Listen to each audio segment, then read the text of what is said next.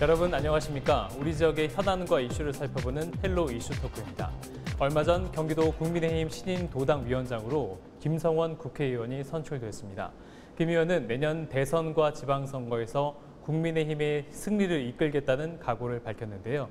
그래서 오늘 헬로 이슈 토크에서는 김성원 의원 모시고 내년 대선 그리고 지방선거 전략과 또 동두천 연천의 지역 현안에 대해 이야기 나눠보는 시간 갖겠습니다. 자리에 김성원 의원 나오셨습니다. 안녕하십니까? 네, 안녕하세요. 이번에 국민의힘 경기도당위원장으로 선출된 동두천 연천 출신 국회의원 김성원입니다. 1,350만 우리 경기도민의 염원을 담아서 다시 한번 위대한 경기도 만들겠다는 말씀 먼저 드리도록 하겠습니다. 네, 요즘에 코로나 때문에 많은 국민들이 힘든 데다가 무더위까지 겹쳐서 정말 그 시름이 깊습니다. 혹시 국민들께 한 말씀, 응원의 한 말씀 부탁드립니다. 예, 지금 사상 최고의 폭염이 계속 지속되고 있고 또 코로나도 지금 각종 변이가 발생하면서 엎친 데 덮친 격으로 많은 어려움들을 겪고 있습니다. 특히 우리 생존의 위협까지 느끼고 계시는 우리 자영업자 또 소상공인 여러분들 정말 힘드시죠. 모든 국민들이 다 힘들어하고 계시거든요. 안 힘드신 국민들이 안 계실 거라고 이렇게 봅니다. 다만 이 위기를 우리가 슬기롭게 잘 극복한다고 하면은 다시금 우리 위대한 경기도 또 위대한 대한민국을 세울 수 있지 않을까 이렇게 생각합니다. 모두 힘들고 어렵지만은 조금만 참고 또 정부를 믿고 또 국회를 믿고 함께 해주신다고 하면은 저는 이 위기 극복할 수 있다고 확신하고 있습니다. 네, 제가 오프닝 때도 말씀드렸지만 신임 국민의힘 경기도당위원장으로 선출이 되셨습니다. 다시 한번 당선 축하 말씀드리고요. 당선 소감 한 말씀 부탁드릴게요. 당선의 기쁨보다도 우리 경기도를 다시 한번 어떻게 세울까, 또 국민의힘이 어떻게 주도적으로 경기도를 이끌 수 있을까라는 그런 책임감에 어깨가 상당히 무겁습니다. 특히 코로나 시국에 이제는 세상이 많이 변화된 것을 느낄 수 있는데요. 그 변화된 시대에 맞춰가지고 우리 국민의 힘이 또 국민들의 속도에 늦춰지지 않도록 함께 할 수 있도록 하겠습니다. 네, 이번 도당위원장 선거가 3파전으로 치러졌잖아요. 쉽지 않은 선거였던 것 같은데 어떻게 보세요? 구도적으로 보고 이렇게 봤을 때 상당히 어려운 선거 중에 하나였습니다. 하지만은 경기도민들의 열망, 또 우리 당원들의 열망이라고 하는 것은 단순하게 선거에 임하는 것이 아니라 다시 한번 경기도를 제대로 한번 세우고 또 변화와 혁신에 가열찬 노력을 해달라 이러한 어떤 열성들이 이렇게 표로 좀 환산이 된 거 아닌가 이렇게 보고 있습니다.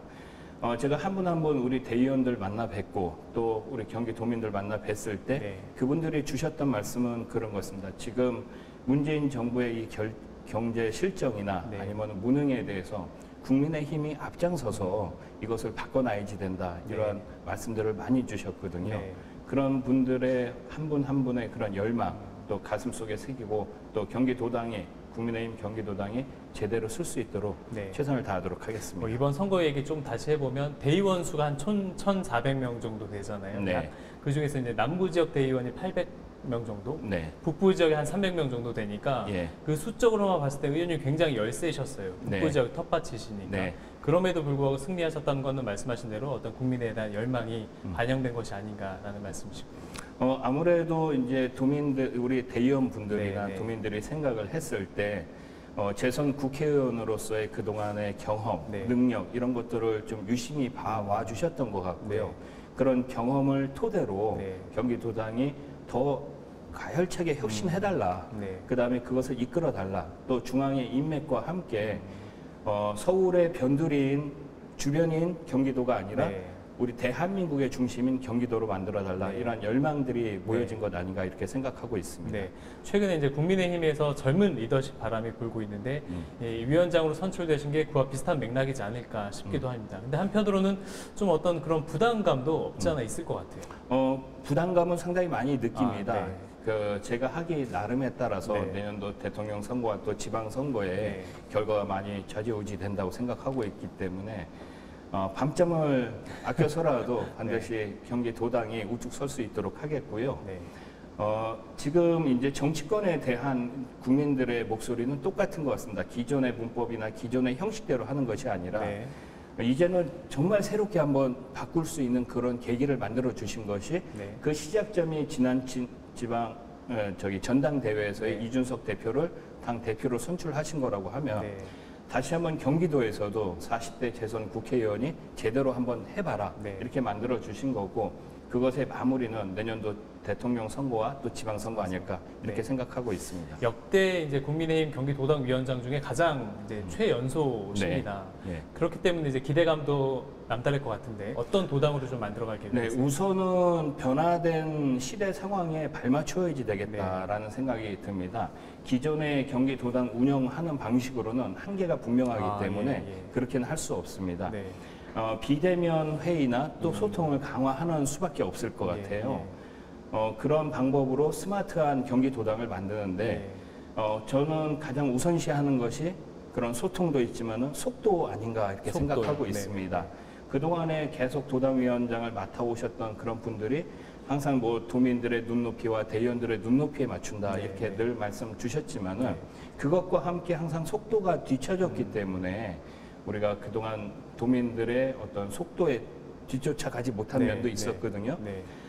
선도하지는 못할 망정 도민들의 그 속도에 뒤처지지 않도록 또 그래서 함께 나갈 수 있도록 최선의 노력을 다하도록 네. 하겠습니다. 경기도가 사실은 굉장히 중요한 지역입니다. 네. 크기도 하지만 정말 다양한 민심의 스펙트럼이 있는 곳이라서 여기서 승리를 해야 또 전국을 승리할 수 있지 않을까. 어떤 각오를 갖고 계세요? 아까도 말씀드렸습니다마는 이 경기도민들의 그 사랑을 얻느냐 네. 얻지 못하느냐에 따라서 대선과 지선이 좌지우지 된다고 이렇게 볼 수가 있습니다. 경기도민들의 사랑을 얻기 위해서는 우리 경기도민들이 가장 원하는 바가 무엇인지 네. 또 무엇을 어떻게 우리가 행동으로 함으로써 우리 도민들한테 어떻게 보여주는 것인지 네. 그것에 따라 많이 좌지우지 된다고 보고 있거든요. 네. 그래서 지금은 이제 우리 도민들이 국민의힘 경기도당을 봐왔을 때 네. 기존의 시각으로 보지 않고 아 이제 정말 달라졌구나. 달라졌다. 얘네들이 수권 능력이 있구나. 이런 네. 것을 피부로 체감하실 수 있도록 네. 그렇게 프로그램 하나하나 개발해서 나아갈 수 있도록 하고요. 네. 그다음에 두 번째는 이제 도당만이 할 수 있는 것은 아니고 같이 함께 하는 그런 네. 것인데 코로나 시국에 어떻게 보면은 이제 왜 그동안에 해왔던 방식으로는 같이 네. 못하지만은 네. 그것보다 더 효과적으로 더 큰 영향력을 미칠 수 있는 그런 방법들로 우리 도민들과 함께 할 수 있도록 네. 하겠습니다. 그렇게 국민들이 정말 이 도당이 바뀌었구나. 정말 이제 믿어도 되겠구나. 그런 어떤 방식이 뭐가 있을지 좀 더 구체적으로 나중에 관심 있게 지켜보도록 하겠습니다. 자, 의원님이 항상 이제 의정 활동 목표를 말씀하시면서 이제 3대가 행복한 정치를 이제 꼽으셨어요. 네. 3대 네. 행복한 정치가 어떤 건가요? 이제 지역 네. 내 갈등을 넘어서 지금은 세대 간의 갈등이 네. 국가적인 가장 큰 위험 요소 중에 하나입니다. 네. 이 세대 간의 갈등을 어떻게 잘 융합시키느냐에 따라서 저는 정치 지도자의 큰 덕목이 있다고 생각하거든요. 특히 우리 아이들과 또 아이들에게는 저희 희망을 줄 수 있어야지 되고 또 우리 저희 청장년층에는 용기를 줄 수 있어야 네. 되고 또 우리 어르신들에게는 그것을 바라보는 기쁨을 줄 수 있어야지 네. 된다. 저는 그런 것이 세대 간의 벽을 허물 수 있는 가장 기초적인 단계라고 생각을 하고 있습니다.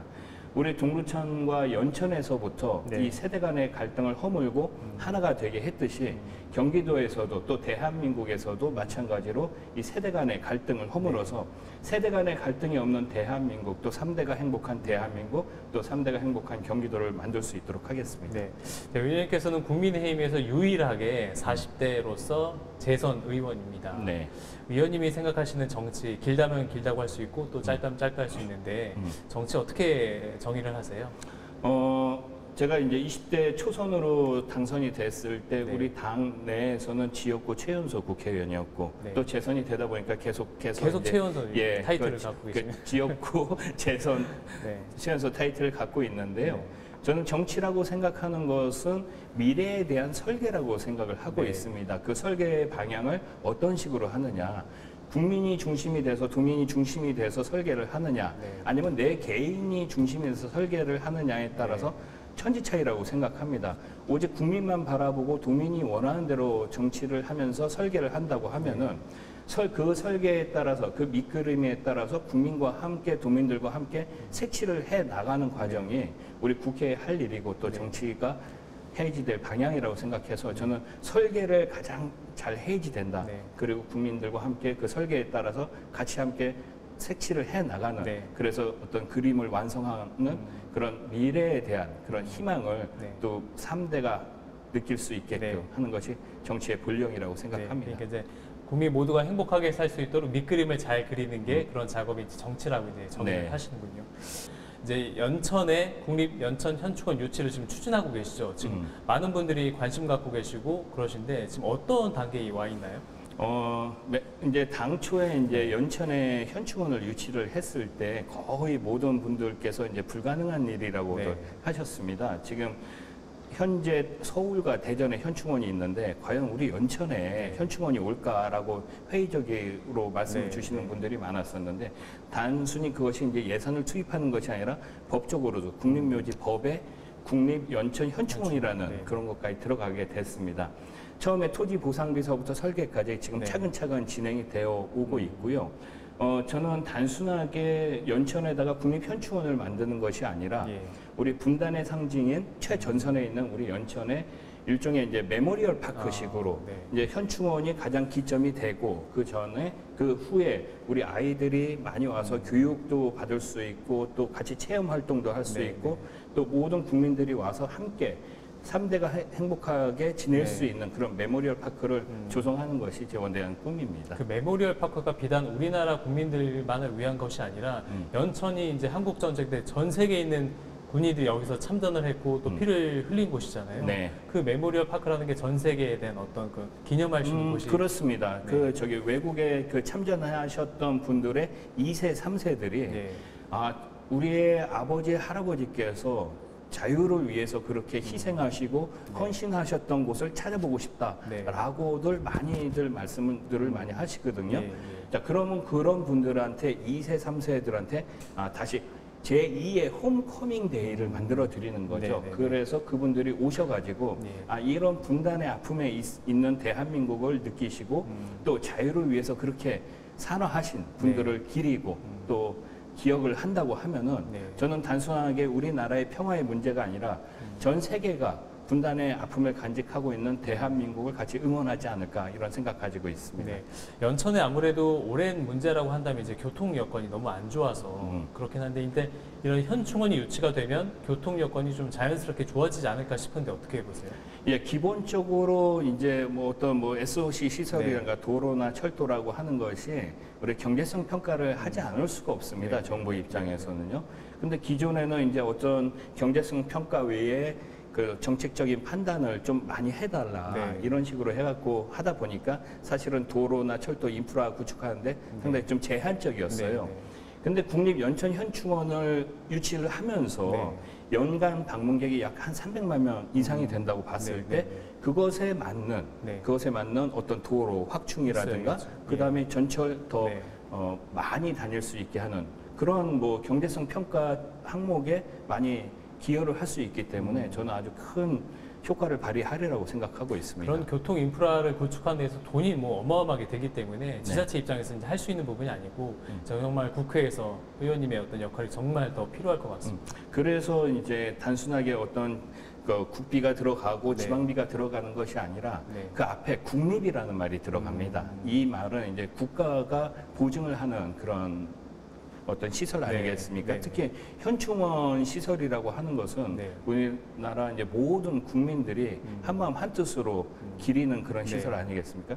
이것을 잘 이렇게 조성을 하고 네. 또 아주 랜드마크로서 잘 만들 수 있도록 네. 하겠습니다. 몇 년도에 그런 어떤 가시적인 모습을 한 25년도, 26년도 이렇게 보고 있는데요. 네. 지금 뭐 계획상으로는 지금 현재 26년도 이렇게 보고 있습니다만은 그 안에라도 조속히 네. 이제 개원할 수 있도록 하겠습니다. 네. 지역 이야기 좀 해볼게요. 네. 지역 동두천과 연천. 동두천의 뭐 현안이라고 한다면 오래전부터 있었던 문제인데요. 동두천이 인구 소멸 도시로 꼽히고 있어요. 그만큼 이제 인구 감소가 가속화되고 있는데 이런 부분에서의 대안이 있을까요? 우선은 뭐 인구 감소의 문제는 비단 우리 동두천과 네. 연천만의 네. 문제가 아니라 네. 전국적인 문제죠. 대한민국의 문제죠. 저출산 고령화의 문제. 이런 것은 국가적으로 해결하더라도 우리 지역에서는 어떤 동력 자체가 무엇이 있을까 이렇게 동력. 보는 겁니다. 예, 예. 우선은 동두천 같은 경우는 지금 현안이 이제 어떤 재생병원의 대학병원 유치라든가 네. 그다음에 GTX-C 노선의 연장, 이런 인프라 구축 이런 문제들이 그런 것을 통해서 해결을 하려고 하고 있고요. 연천 같은 경우는 서울의 전체 면적의 한 1.12배 되거든요. 그런 곳에 이제 국립시설이 없었기 때문에 국립현충원을 토대로 인구 유입을 시도하고 있습니다. 그래서 최소한 저기 예전의 인구 정도는 우리 동두천과 연천에서 유지를 할 수 있게끔 하려고 하고 있습니다. 그러니까 재생병원 이야기 좀 해보면 일단 다시 공사를 재개를 하려고 착공을 했습니다. 다시 개원을 하려고. 근데 또 재생병원 입장에서는 의과대학 설립을 요구를 하고 있거든요. 근데 이게 또 현재 법으로서는 안 되기 때문에 의원님의 역할도 필요할 것 같은데요. 그러니까 재생병원 문제는 동두천의 현재고요. 그 다음에 GTX-C 노선에 대한 것은 동두천의 현재와 미래라고 생각을 합니다. 우선은 동두천의 현재인 재생병원 문제를 말씀을 드리면은 사실은 거의 불가능하죠. 그 대학병원으로 해갖고 유치를 해서 재생병원을 다시 재개원을 한다는 것이요. 그런데 지금 세상이 바뀌었습니다. 지금 코로나 상황도 그렇습니다만은 앞으로 제2의, 제3의 코로나가 닥쳤을 때 그것을 감당을 할 수 있는 그런 국가적으로 대비를 할 수 있는 그런 시설들이 있어야지 되는데 그래서 저는 대진대 의대를 감염병 전문병원으로 우리가 그런 방향으로 해지되지 않을까 생각을 하고 있고 그런 방향에 대해서는 보건복지부나 교육부나 아주 전향적인 입장을 가지고 있습니다.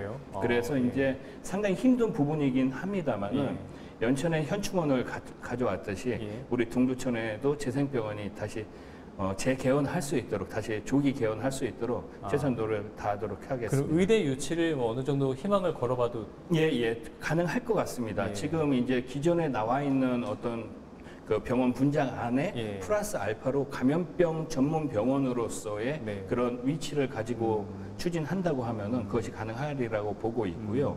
거기에 더해서 어떠한 제2의 코로나나 제3의 코로나 이러한 질병들이 겹쳤을 때 왔을 때 가장 선도적으로 가장 앞장서서 그 국가적으로 대응할 수 있는 그런 부분들이 동천 재생병원으로 하여금 대응할 수 있는 그런 체계를 갖출 수 있도록 하겠습니다. 감염병 전문 병원으로 만든다. 그런 방향이시다 말씀하셨습니다. 그렇습니다. 또 이제 GTX에도 동두천에서 굉장히 이제 관심이 있는 주제인데 최근에 이제 동두천 집값이 많이 올랐어요. 그 중에 뭐 여러 여파가 있지만 그 시민들이 갖는 GTX C 노선에 대한 기대감인데 C 노선 우선 협상 대상자가 선정이 됐습니다.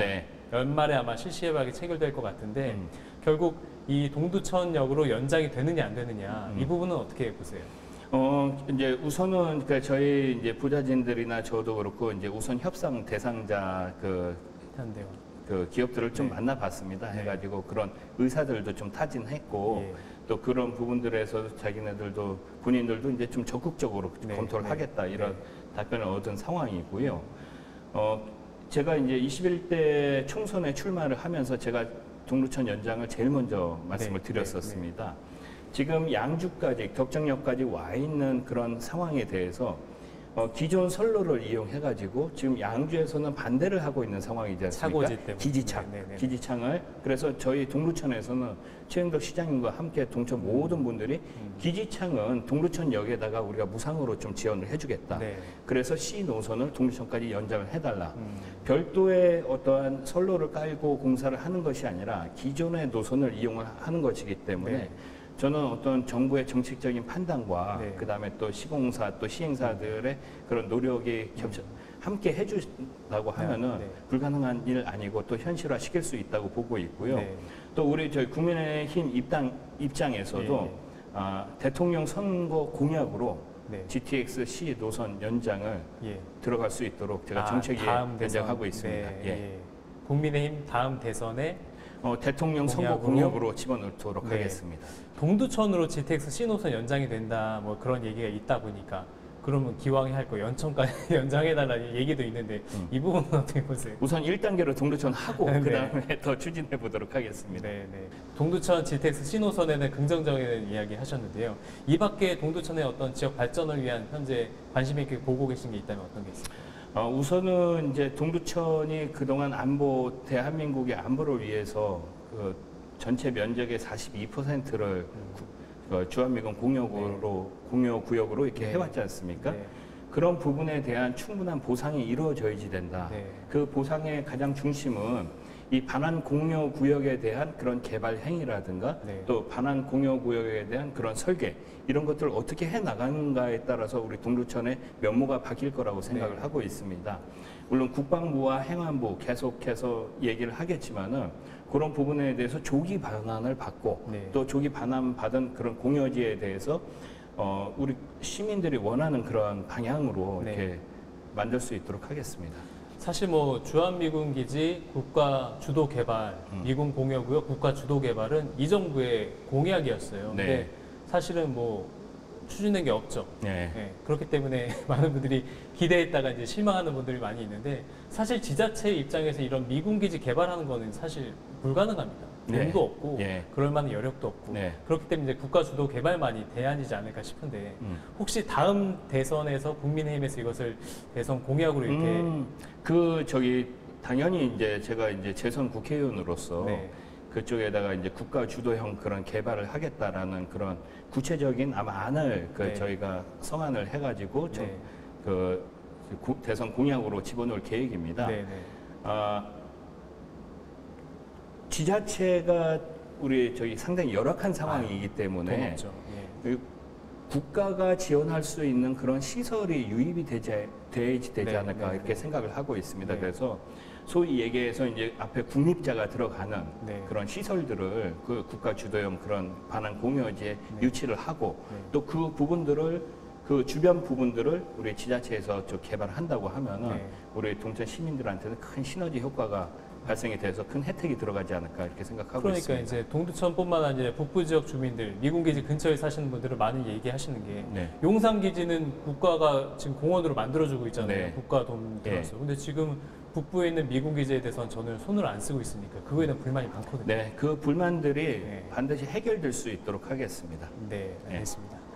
연천군에 있어서는 어떤 또 현안을 보시는가요? 연천군은 우선은 기본적으로 천혜의 자연 환경을 갖고 네. 있기 때문에 그 천혜의 자연 환경을 보존 상태로 또 우리가 많은 분들이 찾아오실 수 있도록 네. 그렇게 하는 것이 가장 최우선적이고요. 네. 그것과 함께 연천군에서도 경제 활성화를 시킬 수 있는 방안들이 좀 몇 가지 있다고 생각을 하고 있습니다. 지금 산업단지라든가 네. 그런 부분들에 대해서 최첨단 우리 무공의 네. 그런 산업들을 유치를 함으로써 네. 경제도 활성화시킬 수 있고 자연은 또 자연대로 보존시킬 수 있는 그런 두 가지 투트랙 방향을 함께 연구하고 또 진행시킬 수 있도록 하겠습니다. 네. 얼마 전에 연천군에서 이제 군사시설로 인해서 좀 안타까운 사고가 네. 있었습니다. 이후에 의원님께서 군사시설로 인한 어떤 피해를 봤을 때는 국가가 이제 보상해야 된다라고 네. 이제 주장을 하셨는데요. 그 부분 좀 듣고 싶습니다. 상당히 안타까운 상황이었습니다. 그 누구도 알지 못하고 이제 국가가 필요한 네. 시설에 의해서 또 보안 시설이라는 이유로 인해 가지고 그 민간인이 네. 아주 큰 피해를 네. 입었는데 그랬을 때 보상 주체는 단순하게 그 군청이라든가 네. 그다음에 업자가 아니라 사업하시는 분이 아니라 이것은 국가가 필요에 의해서 네. 또 국가의 보안 시설로 또 보안을 유지하는 시설로 그것을 설치를 했기 때문에 네. 그것으로 인한 피해는 네. 당연히 국가가 보상을 해야지 된다 네. 이런 의미였고요. 네. 그것에 따라서 지금 국방부와 또 기재부와 같이 그 법안에 대해서 네. 좀 협의를 하고 그럼 있습니다. 입법을 추진하고 계십니다. 이미 제출했습니다. 예, 예. 예. 네, 오늘 이슈토크에서는 김성원 국민의힘 신임 경기도당 위원장과 이야기 나눠봤습니다. 오늘 말씀 감사합니다. 네, 이슈토크 여기서 마칩니다. 시청해주신 여러분 고맙습니다.